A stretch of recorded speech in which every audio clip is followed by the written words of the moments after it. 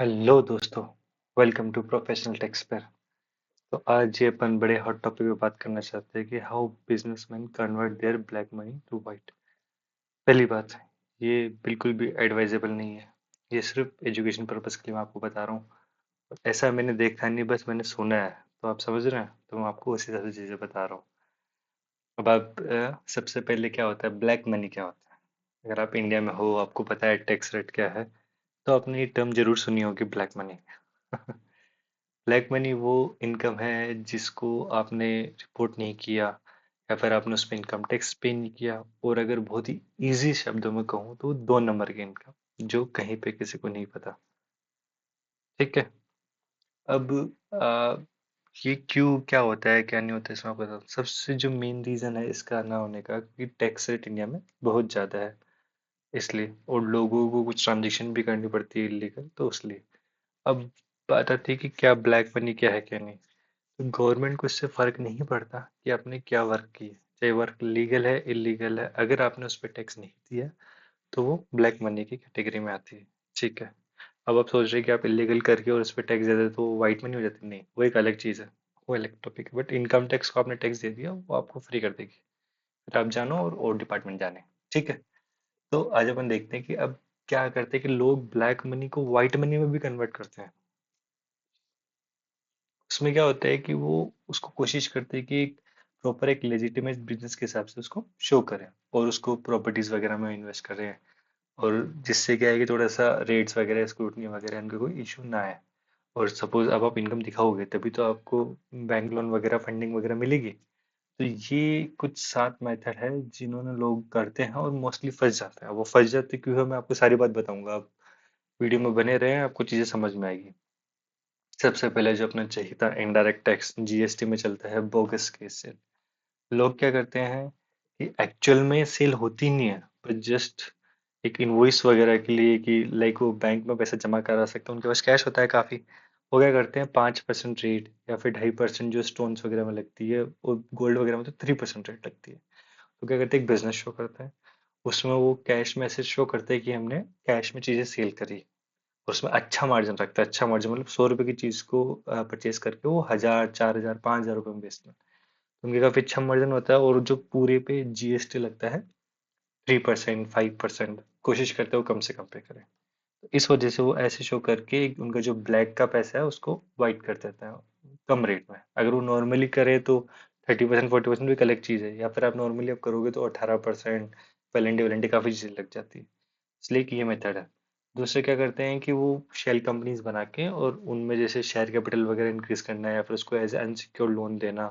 कि सपोज मेरे को पैसा चाहिए, मैंने सेल कंपनी बनाई और उसमें मैंने पैसा जो उससे जो रूट करके मेरी वाली कंपनी में एज ए शेयर कैपिटल या अनसिक्योर्ड लोन के हिसाब से उसको शो कर दिया। तो ये भी तरीका है। आपको काफी इंटरेस्टिंग आपको तरीके बताऊंगा मैं आपको, जिससे प्रैक्टिकली ये चीजों में लोग करते हैं। बाकी चीजें गलत है, करना नहीं चाहिए, मैं मानता हूँ। अब जैसे लोग क्या करते हैं, सपोज गोल्ड परचेज कर रहे हैं या रियल एस्टेट परचेज कर रहे हैं। सबसे बेस्ट एग्जांपल इसमें आता है रियल एस्टेट। 1 CR की प्रॉपर्टी है। लोग क्या करते हैं कि 50 लाख कैश में, 50 लाख ऑन अकाउंट, और जो 50 लाख उसी की रजिस्ट्री बनती है। प्रॉपर्टी एक्चुअल में 1 CR की है। अब कल को 3-4 साल बाद में जब उसको आप सेल करोगे तो आपको मात्र 12.5% टैक्स देना है। कहाँ तो आपको 42% टैक्स देना पड़ता था, यहाँ पे आपको मात्र 12.5% पे आपका लॉन्ग टर्म में 12.5% लगती है विदाउट इंडेक्सेशन। अभी का रूल है अपडेटेड। तो लोग ये भी चीजें करते हैं। और वो जो पैसा जो पूरा उनको आगे जाके मिलेगा 3-4 CR, वो पूरा वाइट में होगा, उसको कहीं कोई इशू नहीं होगा उनको। तो लोग ये भी करते हैं और ये मोस्ट कॉमन वे है। इसके बाद में लोग क्या करते हैं कि कहीं से किसी अननोन सोर्स से दिखा देते हैं कि एज ए लोन दिया है या फिर लोन का रीपेमेंट किया है। जैसे सपोज मैंने आपके अकाउंट में पैसा डलवा के और आपसे जो भी मेरा गोल्ड लोन है या कोई लोन है, मैंने उसमें पैसा पे करवा दिया। ये भी चीजें होती है। और फिर कल को आगे जाके वापस से उससे पैसा ले लिया, तो कहीं ना कहीं एक वाइट में चीजें शो करते हैं लोग। ये इंडिया में काफी चलता था पहले कि एग्रीकल्चर इनकम कैश में आती है, कोई रिकॉर्ड है नहीं गवर्नमेंट के पास में, तो लोग क्या करते थे कि जहाँ उनको 1,000 रुपये मिले वहां पर उनको लाख रुपए, 4-5 लाख रुपए ऐसे दिखा देते थे, अच्छा 100 टाइम्स। जिससे क्या होता है, वैसे भी एग्रीकल्चर पे इनकम टैक्स फ्री, ना जीएसटी है ना इनकम टैक्स है, अल्ले वल्ले। बट फिर भी काफी तक गवर्नमेंट को पकड़ लेती है, क्योंकि गवर्नमेंट ये ट्रेस करती है कि आपके पास पैसा आ ही रहा है, आप कुछ एक्सपेंसेस कर ही नहीं रहे। तो फिर कैसे कैसे चलेगा बाबू। तो ये सारी चीजें आपको ध्यान रखनी पड़ेगी। लोग क्या करते हैं कि अपने रिलेटिव्स वगैरह के, एम्प्लॉयज वगैरह के बैंक अकाउंट में कैश जमा करा के और उसको अपनी कंपनी में इन्वेस्ट करवा लेते हैं। फिर बहुत सारे वे होते हैं, तो ऐसे करवा लेते हैं। या फिर उनके अकाउंट लेके उनसे खुद से ही इन्वेस्टमेंट कर देते हैं, और जब भी रिटर्न आता है तो उनसे वापस से ले लेते हैं। या फिर सपोज एक्सपेंसेस लोग कैसे दिखाते हैं कि सपोज अभी तो वैसे भी 7 लाख तक एग्जाम्प्ट है, तो जिसकी सैलरी 11-12 थाउजेंड है उसको एक्स्ट्रा पे करते हैं जो पूरे साल में 7 लाख तक पहुंचे, और उससे कैश ले लेते हैं। तो उनके एक्सपेंसेस का एक्सपेंसेस हो गया, कैश का कैश मिल गया, बाकी फिर कैश को वापस से चेंज कर देते हैं। तो ये लोग करते हैं जो कि गलत है। अनरजिस्टर्ड एसेट्स वगैरह की लोग, जैसे हाई, जैसे वॉचेस वगैरह हो गई जो काफ़ी महंगी होती हैं, उनको बाई कर लेते हैं आधे कैश में आधे एक नंबर में। पूरा जो गेम चलता है वो कैश को, मतलब एक नंबर को 2 नंबर में कन्वर्ट करने में और 2 नंबर को वापस से एक नंबर में, ये मार्केट में लोग चलता है। अब इसमें रिस्क क्या हो सकता है? Income tax rate. अगर जरा सा भी शक हुआ इनकम टैक्स को, तो जो पैसा आपने कमाया है, जितना आपने टैक्स से किया उससे ज्यादा गवर्नमेंट ले जाती है। इसमें 200% टैक्स पेनल्टी लगती है, 7 साल की जेल हो जाती है। बेनामी प्रॉपर्टी एक्ट में आपका केस चलता है। एक मामला करके होता है, प्रिवेंशन ऑफ मनी लॉन्ड्रिंग, उसमें भी आपका केस चलता है, रेपुटेशन लॉस होती है।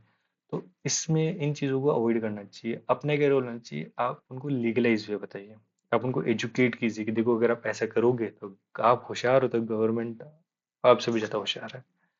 आप ये जो शॉर्टकट्स वगैरह नहीं, आप प्रॉपरली टैक्स पे कीजिए। हाँ, प्लानिंग कीजिए जो लीगली जो अवेलेबल अपने पास में ऑप्शन रहते हैं।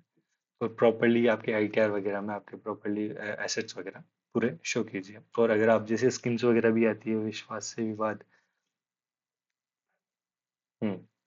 तो जो भी गवर्नमेंट वगैरह के, आप उनको यूज़ कीजिए, और जो भी आपका पूरा ब्लैक है उसको पूरा वाइट करके एक नंबर करके, गवर्नमेंट जो लीगलाइज वे होती है कि गवर्नमेंट ने एक मतलब स्कीम भी निकाली थी जो आपका ब्लैक मनी है, आप उस पर मात्र आई थिंक 45% टैक्स पे कीजिए, और गवर्नमेंट आपसे कुछ भी नहीं पूछेगी। आई थी स्कीम से, तो आगे भी आ सकती है। तो आपको थोड़ा बहुत एक आइडिया लगा होगा कि लोग कैसे वर्किंग करते हैं और कैसे गवर्नमेंट इनको ट्रेस करती है। एक और जीएसटी का मैं आपको फ्रॉड बता देता हूँ एक्स्ट्रा में।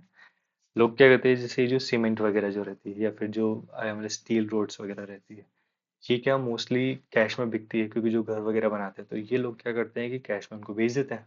और जो रजिस्टर्ड होते हैं पार्टी, जो बिल्डर्स वगैरह होते हैं, उनको चाहिए होता है इन्वॉइसेस, तो ये उनको एक नंबर में शो कर देते हैं, और उनको आईटी से 4-5% में सेल आउट कर देते हैं। इनके वैसे भी कैश में सेल हो चुकी थी, और 4-5% इनको और आईटी से पे मिल जाता है। तो ऐसे भी करते हैं जो कि बहुत ही गलत है। आपको ऐसा नहीं करना चाहिए।